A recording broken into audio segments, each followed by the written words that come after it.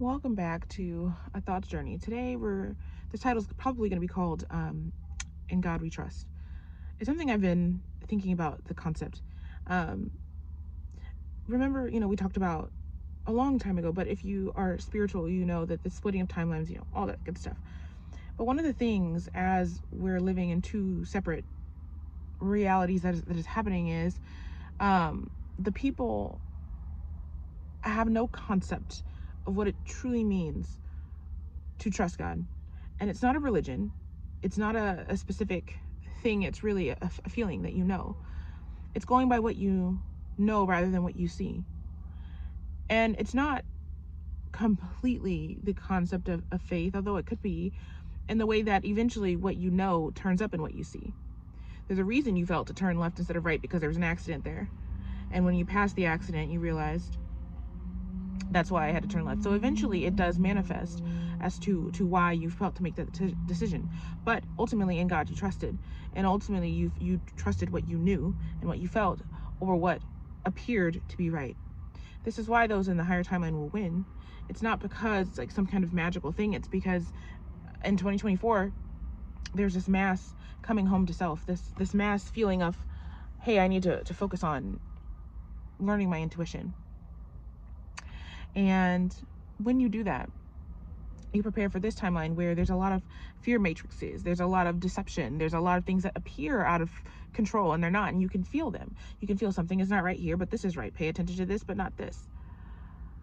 But those that get sucked in, as we see, do you see that they feel fearful all the time? Do you see that they're constantly inciting others to fear and saying, hey, why are you not fearful? But what do you know? What do you feel? What's the next best thing to do? Do you need to do anything at all? The carnal people believe that everything they do, they have to do themselves. It's why they only get so far. It's why they wallow.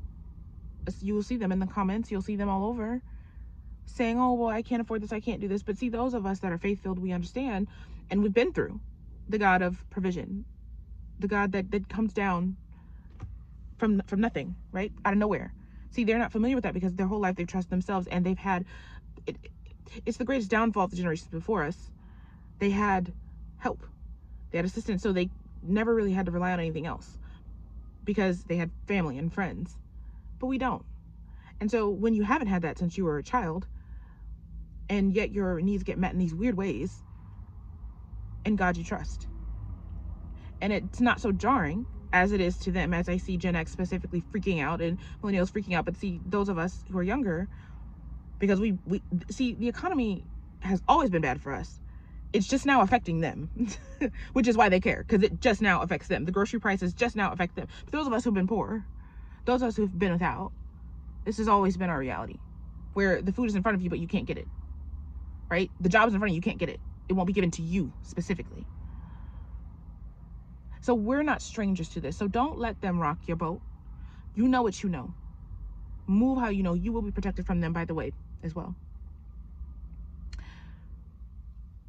In God we trust.